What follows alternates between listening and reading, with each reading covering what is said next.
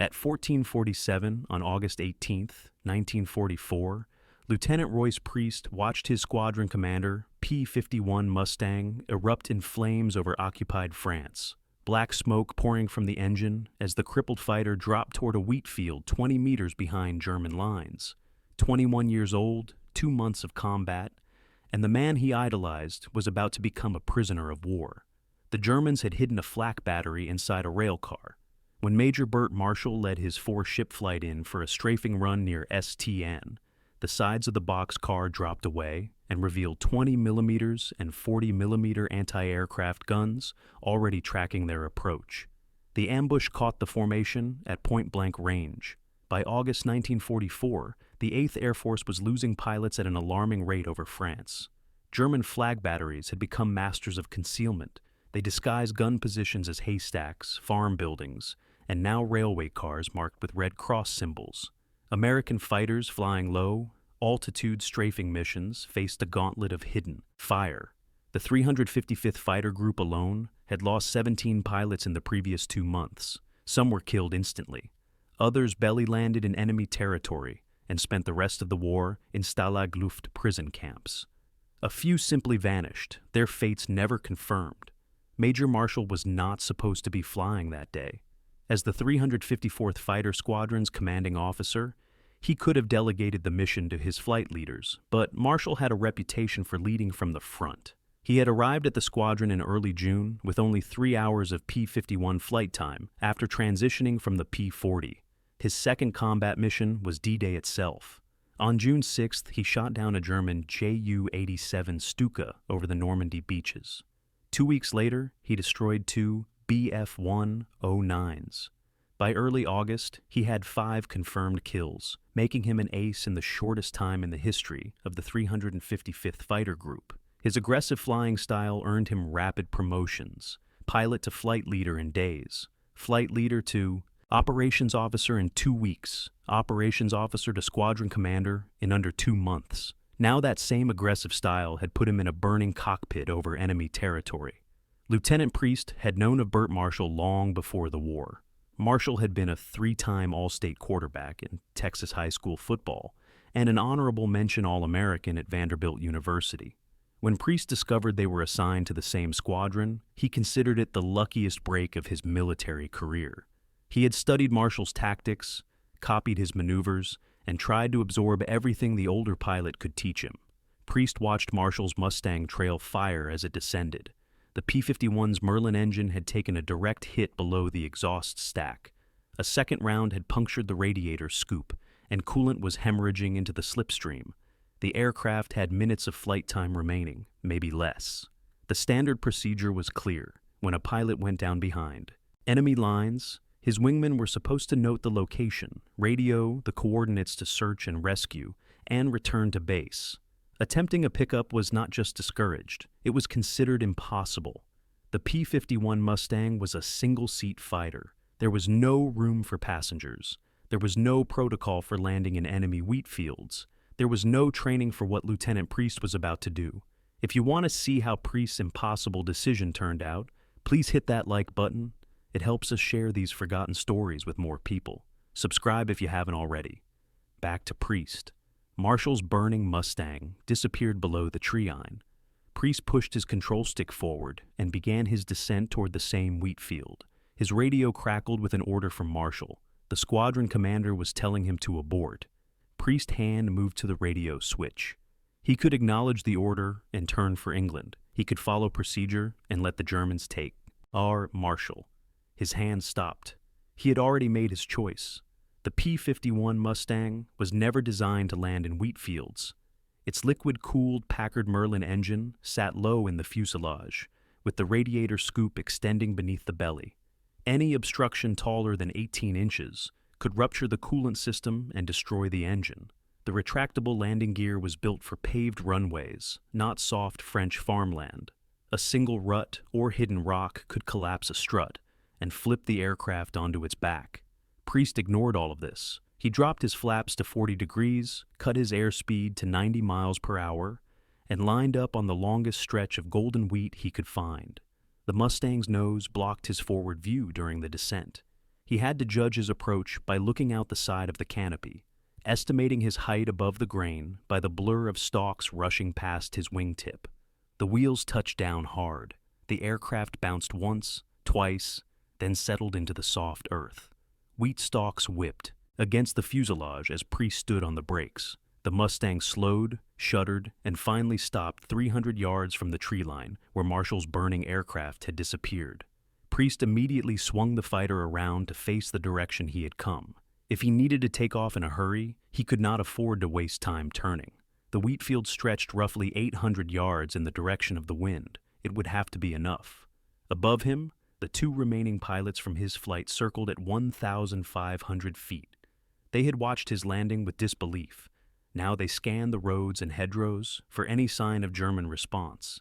The answer came within seconds. A military truck had appeared on a dirt road half a mile to the east, moving fast toward the wheat field. The canvas cover over the truck bed meant infantry. Priest estimated 20 to 30 soldiers based on the vehicle's size. The two Mustangs overhead rolled into their attack runs without hesitation. Their .650 caliber machine guns each could fire 14 rounds per second. The lead pilot opened fire at 400 yards, walking his tracers across the road and into the truck's engine compartment. The vehicle swerved, caught fire, and rolled into a ditch. The second Mustang strafed the wreckage to ensure no survivors would reach the field, but the circling pilot spotted more movement. A second truck was approaching from the north. A motorcycle with a side EC car had appeared on a farm track to the south. German patrols were converging on the crash site from multiple directions. The clock was running. Priest stood in his cockpit and searched the tree line for Marshall. Smoke rose from the woods where the squadron commander had gone down. Marshall would have destroyed his aircraft by now. Every pilot carried thermite grenades specifically to incinerate crashed fighters and prevent their technology from falling into enemy hands. The Mustang's Merlin engine, its K-14 gun sight, its IFFF transponder, all of it had to burn. 2 minutes passed. Mustang's overhead made another strafing run on the approaching motorcycle, scattering its riders into a hedgerow. Priest calculated his remaining time. The soft ground had left deep ruts behind his wheels. Taking off would require full power in every inch of the field. Adding a second man's weight to a single-seat cockpit would raise his stall speed and extend his takeoff roll. The mathematics were brutal. He might not have enough runway. 3 minutes, still no sign of Marshall. The second truck had stopped a quarter mile away. Priest could see soldiers dismounting, spreading into a skirmish line, beginning to advance through the wheat on foot. Then a figure emerged from the tree line. Major Bert Marshall was running toward the Mustang, his flight suit blackened with soot, his face twisted with anger. He was waving his arms, nodding greeting in fury. He was ordering Priest to leave without him. Priest did the only thing he could think of. He climbed out of the cockpit, unbuckled his parachute harness, and dropped it onto the wing. Then he removed his survival dinghy and tossed it into the wheat. Without a parachute, he could not bail out if the engine failed on the flight home. Without the dinghy, he would drown if they went down over the English Channel. He was making his intentions unmistakable. He was not leaving France without his commanding officer. Marshall stopped running. He stood 50 yards from the aircraft, staring at the discarded equipment on the wing. The German soldiers were now visible above the wheat, their helmets bobbing as they pushed through the stalks. The Mustangs overhead had exhausted most of their ammunition on the trucks. They could make one more strafing pass, maybe two, before their guns ran dry. Marshall sprinted the final distance to the aircraft. The cockpit of a P-51 Mustang measured 38 inches wide and 42 inches from the seat to the canopy rail. The space was designed for one pilot wearing a parachute, a survival vest, and a seat pack. Dinghy. It was not designed for two full-grown men. Marshall was 5 feet 11 inches tall and weighed approximately 170 pounds. Priest was slightly smaller, but still filled the standard flight gear dimensions. Together, they would occupy a space meant for a single human being. Marshall climbed onto the wing first. He lowered himself into the cockpit and slid as far down as possible, his back pressed against the armored seat plate. His legs extended beneath the instrument panel alongside the control stick. Priest climbed in after him, settling onto Marshall's lap, with his own legs straddling his commander's thighs. Their bodies compressed together like cargo in a shipping crate. The control stick jutted up between Priest's knees, his shoulders pressed against Marshall's chest. Their heads nearly touched the canopy glass. Priest reached up and pulled the canopy closed. It latched with less than an inch of clearance above his flight helmet. The two men could barely breathe in the confined space. The August heat inside the greenhouse canopy was suffocating. Sweat immediately began soaking through their flight suits. The instrument panel was partially blocked by Priest's knees, but he could see the essential gauges: fuel pressure, oil temperature, manifold pressure. He pushed the throttle forward and felt the Merlin engine surge to full power. 1,200 horsepower roared through the airframe. The propeller clawed at the air, pulling the overloaded Mustang forward through the wheat. The aircraft accelerated slowly, too slowly. The combined weight of two pilots, full ammunition, and remaining fuel pushed the Mustang far beyond its designed gross weight. The soft ground dragged at the wheels. Wheat stalks battered the radiator scoop beneath the fuselage. Priest watched his airspeed climb, 60 miles per hour, 70, 80. The tree line at the end of the field rushed toward them. A P-51 Mustang normally lifted off at approximately 100 miles per hour. With the additional weight, Priest estimated he would need at least 115. His airspeed indicator showed 95. As the trees filled his windscreen, he pulled back on the stick and felt the wheels leave the ground. The aircraft staggered into the air, barely climbing, the stall warning horns screaming in his ears. The treetops passed beneath them by what felt like inches. Branches scraped against the belly of the aircraft. Then they were clear, climbing slowly over the French countryside. Two men crammed into a single seat fighter, alive against every reasonable expectation. Behind them, German soldiers emerged from the wheat field and watched the Mustang disappear to the west. Their quarry had escaped, but Priest and Marshall were still 200 meters from England. The aircraft was dangerously overweight. The engine was overheating from the strain, and somewhere ahead, German fighters were hunting for stragglers. The two remaining Mustangs from the flight formed up on either side of Priest's aircraft as they climbed to 8,000 feet. Their role had shifted from combat to escort. With their ammunition nearly depleted, they could not engage enemy fighters, but they could watch for threats and guide the overloaded aircraft home. Priest leveled off and reduced power to cruise settings. The engine temperature gauge had been climbing steadily since takeoff, and he needed to cool the Merlin before it seized. The radiator scoop beneath the fuselage had ingested wheat stalks and debris during the ground roll. Airflow through the cooling system was partially blocked. The needle crept toward the red line with every passing minute. The flight path to England crossed 180 miles of occupied France before reaching the Channel coast. German flag batteries dotted the route. Luftwaffe airfields at Yverdrew and Beauvais could scramble interceptors within minutes if spotters reported American aircraft. Priest kept his altitude low enough to avoid radar detection, but high enough to glide to a landing if the engine failed.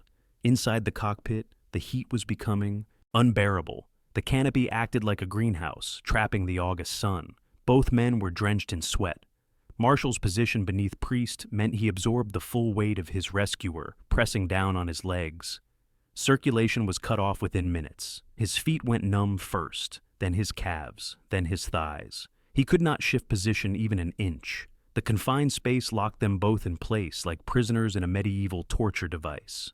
Priest focused on flying. The control stick moved between his knees with limited range of motion. His elbows were pinned against his ribs by the narrow cockpit walls. Every input required careful precision. A sudden movement could jam the stick against Marshall's legs and send the aircraft into a roll. The escort pilots watched the engine cowling of Priest's Mustang with growing concern. Coolant was beginning to stream from the radiator, leaving a white trail in the slipstream. The Merlin engine was slowly cooking itself. They estimated 15 to 20 minutes before catastrophic failure if the temperature continued rising. Priest spotted the problem on his gauges. He had two options. He could reduce power further and extend his flight time, but risk not reaching the channel before nightfall. Or he could maintain speed and hope the engine held together long enough to reach friendly territory. He chose speed. Better to crash in the channel where rescue boats patrolled than to go down over occupied France where German patrols would be waiting. The French coastline appeared after 47 minutes of flight. The white cliffs of the Cotentin Peninsula passed beneath them, still held by Allied forces following the Normandy breakout. Priest allowed himself a moment of relief. They had cleared occupied territory. If the engine quit now, they would land among friends.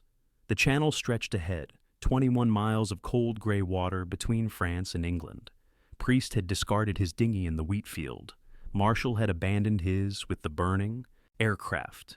If they went down in the water, neither man would survive more than a few minutes in the frigid current. The engine temperature gauge touched the red line as they crossed the halfway point. Priest watched the needle quiver at the upper limit, waiting for the sudden silence that would mean the Merlin had finally surrendered. The coastline of England appeared through the haze. White cliffs, green fields, the distinctive outline of the Isle of Wight to the east.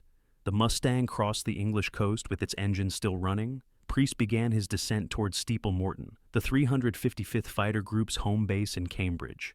The runway was still 60 miles ahead. The engine temperature was still climbing. He had saved his commander from the Germans. Now he had to save them both from the aircraft. The Mustang's engine began misfiring 12 miles from Steeple Morton. The steady roar of the Merlin fractured into an irregular stutter as overheated cylinders started failing. Priest enriched the fuel mixture and prayed the engine would hold together for another 5 minutes. The airfield appeared through the summer haze. 2 concrete runways formed an X pattern across the Cambridge farmland. Fire trucks and ambulances were already positioning along the main strip. The tower had received radio reports from the escort pilots. Everyone at Steeple Morton knew that an impossible aircraft was inbound. Priest entered the landing pattern at 140 miles per hour, far faster than normal. The overweight Mustang needed the extra speed to maintain lift. He dropped his landing gear and felt the reassuring thunk of the wheels locking into place. Flaps came down in stages 40 degrees. The aircraft ballooned slightly, then settled. The runway rushed up to meet them. Priest flared the aircraft and felt the main wheels touch concrete. The tail dropped. The Mustang rolled down the center line, decelerating smoothly, the engine coughing and sputtering, but still turning. He applied the brakes and brought the aircraft to a stop halfway down the runway. Ground crews sprinted toward the Mustang before the propeller stopped spinning. They expected to find a wounded pilot, perhaps a dying man, who had somehow nursed his crippled aircraft home. What they found was something no one had ever seen before. 2 pilots unfolded themselves from a single cockpit, like circus performers emerging from an impossibly small box. Marshall could not walk. His legs had been compressed beneath Priest's weight for nearly 2 hours. The circulation had been cut off so completely that he collapsed when he tried to stand on the wing. Ground crew members carried him to a waiting ambulance. Priest climbed down under his own power, his flight suit soaked with sweat, his legs shaking from exhaustion and adrenaline. The news spread through the 355th Fighter Group within minutes. Pilots gathered around the aircraft to examine the evidence. Wheat stalks protruded from every opening in the airframe. The radiator scoop was packed with vegetation and debris. Oil streaked the cowling where the overheated engine had begun leaking. The ground crew chief estimated that the Merlin had been within seconds of seizing when Priest shut it down. Mechanics spent 2 days cleaning the aircraft. They extracted wheat stubble from the landing gear wells, the tail wheel housing, the radiator fins, and the gun ports. The radiator itself required complete disassembly to remove the packed debris. Several coolant lines had to be replaced. The engine needed a full inspection and partial rebuild. The rescue was unprecedented in the history of the 8th Air Force. Other pilots had attempted similar landings to retrieve downed comrades. Most had ended in disaster. Aircraft had flipped on soft ground, crashed into obstacles, or been destroyed by enemy fire before takeoff.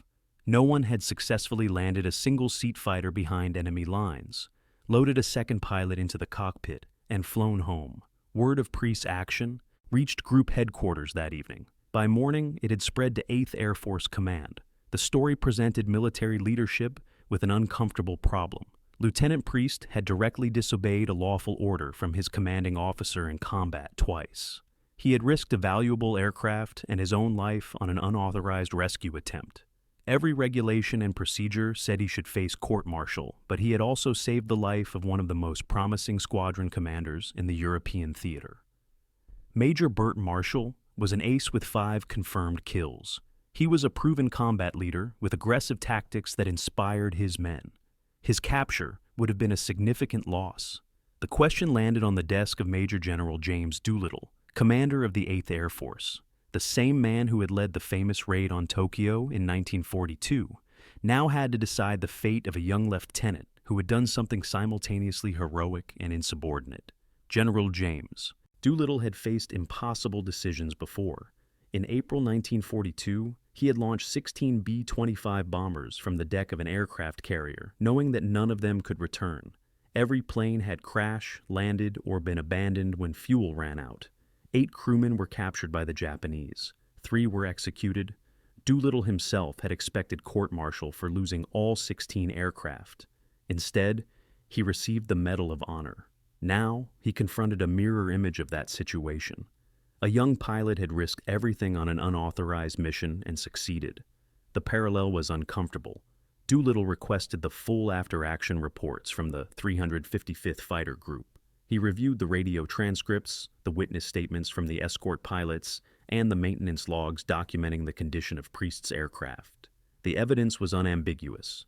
Lieutenant Priest had received a direct order from Major Marshall to abort the rescue attempt. He had acknowledged the order, then he had ignored it, and landed anyway.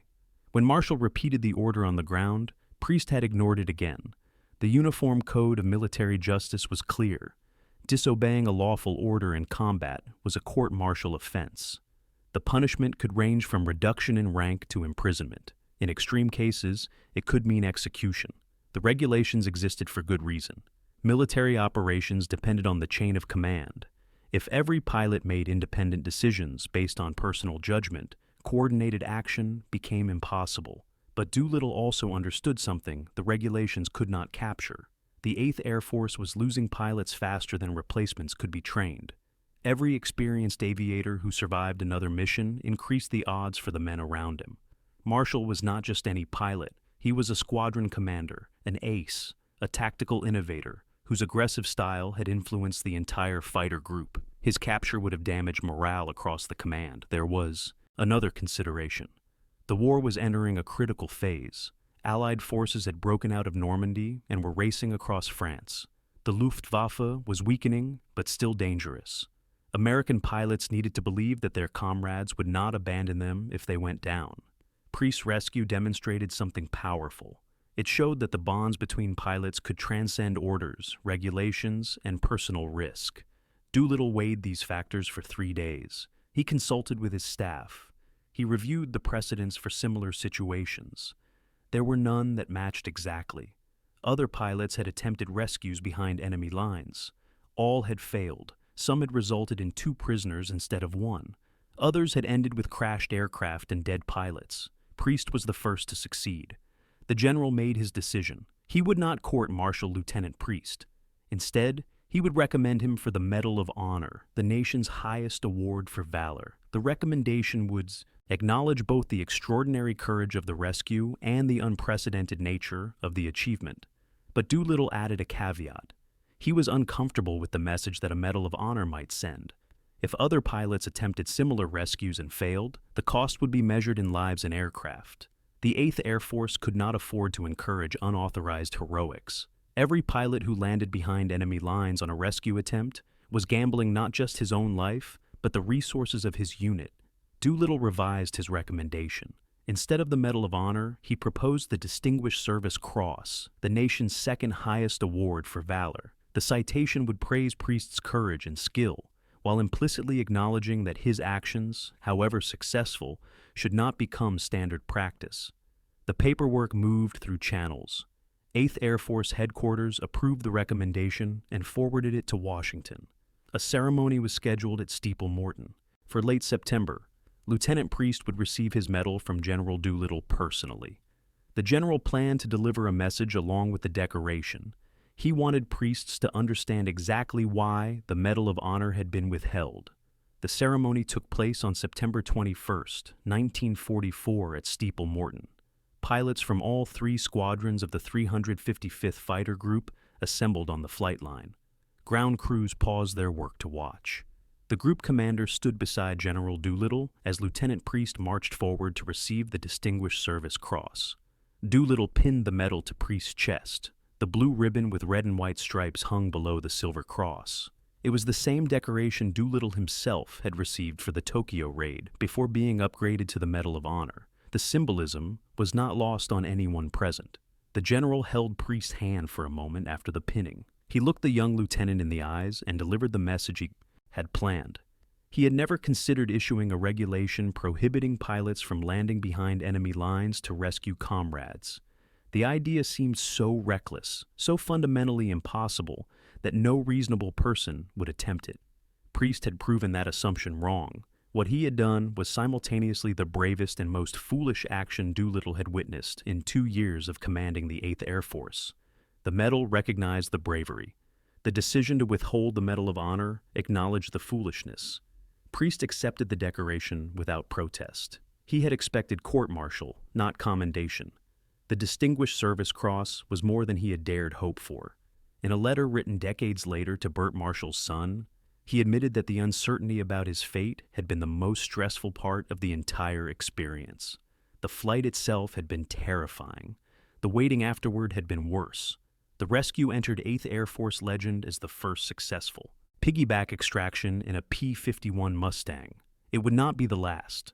Priest's example inspired other pilots to attempt similar rescues over the following months. On August 28th, 10 days after Priest's flight, another 355th Fighter Group pilot landed in occupied France to rescue a downed comrade. His aircraft became stuck in mud. Both pilots evaded capture and eventually returned to Allied lines on foot. On October 3rd, 2 more rescue attempts occurred on the same day. One pilot successfully extracted his wingmen in a single-seat fighter. The other became mired in soft ground. Both he and the pilot he tried to rescue were captured by German forces. The mathematics of the gamble were becoming clear. Some rescues succeeded, others doubled the losses. The 20th Fighter Group recorded a successful piggyback rescue on November 18, 1944. First Lieutenant Jack Ilfrey landed his P-51 in a pasture and extracted his wingman under enemy fire. The 4th Fighter Group added another on March 18, 1945, when a pilot rescued Captain William McKinnon from occupied Germany. By the end of the war, the 8th Air Force had documented at least 5 successful single-seat fighter rescues. An unknown number of attempts had failed, resulting in additional casualties and lost aircraft. The tactic remained officially unauthorized. No regulation ever endorsed or prohibited it. Commanders simply looked the other way when pilots made the choice to risk everything for their comrades. Major Bert Marshall returned to combat duty within days of the rescue. His legs recovered fully from the circulation loss. He continued leading the 354th Fighter Squadron through the fall of 1944, adding to his victory count and earning a Silver Star for his leadership. By October, he had been promoted to lieutenant colonel and appointed deputy commander of the 355th Fighter Group. When another rescue attempt in his squadron resulted in 2 pilots being captured, Marshall felt the weight of the precedent Priest had established. The war in Europe ended on May 8, 1945. Marshall had survived. Priest had survived. The aircraft that carried them both to safety had been repaired and returned to service, flying additional combat missions until Germany's surrender. But the story of that August afternoon in a French wheat field was only beginning. Both men would carry it with them for the rest of their lives. Colonel Royce Priest retired from the United States Air Force in 1968 after 28 years of service. His career had taken him from the wheat fields of France to the mountains of South America. He served 3 years as personal pilot to the President of Chile, where he met his wife, Anita. He trained fighter pilots for Allied nations. He flew jets that would have seemed like science fiction to the young lieutenant who landed a propeller-driven Mustang behind enemy lines. The Distinguished Service Cross remained his most prized possession. He rarely spoke about the rescue unless asked directly. When he did discuss it, he deflected praise toward the 2 escort pilots whose strafing runs had bought him time and toward the ground crews who rebuilt his damaged aircraft. He considered himself fortunate, not heroic. Lieutenant Colonel Bert Marshall finished the war as commander of the 355th Fighter Group. His final tally included 7 confirmed aerial victories. The Silver Star he received recognized his leadership of the 354th Fighter Squadron during some of the most intense air combat of the European theater. After the war, he continued his Air Force career, eventually commanding fighter wings in Japan during the occupation. His 3-time All-State quarterback record in Texas high school football was inducted into the Texas Sports Hall of Fame in 1971. The two men remained friends for the rest of their lives. Their bond had been forged in a cockpit barely wide enough for one man, flying over enemy territory with a dying engine and no parachutes. That kind of experience does not fade with time. In December 2002, Colonel Priest wrote a letter to Bill Marshall, Bert's son. The letter contained the most detailed account of the rescue ever recorded. Priest described the hidden flak battery, the burning Mustang, the desperate landing, and the agonizing flight home. He wrote about the fear he had felt waiting to learn whether he would face court-martial. He wrote about the moment General Doolittle pinned the Distinguished Service Cross to his chest. Most importantly, he wrote about why he had done it. Bert Marshall had been his hero long before the war. The chance to serve in his squadron had felt like destiny. When Marshall's aircraft caught fire over France, Priest had not calculated the odds or weighed the regulations. He had simply refused to let his hero die in a German prison camp. Colonel Royce Priest passed away on May 18, 2004 in Riverside, California. He was 81 years old. His obituary identified him as one of the few remaining World War II fighter aces and recipient of the nation's second highest award for valor. It mentioned his service in Chile, his long Air Force career, and his devotion to his wife and family. It did not mention that he had once squeezed two men into a single-seat fighter and flown them home through enemy territory. Some stories are too extraordinary for obituaries. The P-51 Mustang that carried Priest and Marshall to safety was never preserved as a memorial. It served out the war, was likely sold as surplus, and disappeared into history like thousands of other warbirds. No museum displays a plaque commemorating the first piggyback rescue in 8th Air Force history. But the story survived. It passed from pilot to pilot, from veteran to historian, from father to son. Bill Marshall wrote 2 books about his father's squadron. Both included accounts of the rescue that saved his father's life. If this story moved you the way it moved us, do me a favor, hit that like button. Every single like tells YouTube to show this. Story to more people. Hit subscribe and turn on notifications. We rescue forgotten stories from dusty archives every single day. Stories about pilots who risked everything for their comrades. Real people, real heroism. Drop a comment right now and tell us where you're watching from. Are you watching from the United States, United Kingdom, Canada, Australia? Our community stretches across the entire world. You are not just a viewer. You are part of keeping these memories alive. Tell us your location. Tell us if someone in your family served. Just let us know you are here. Thank you for watching, and thank you for making sure Royce Priest and Bert Marshall do not disappear into silence. These men deserve to be remembered, and you are helping make that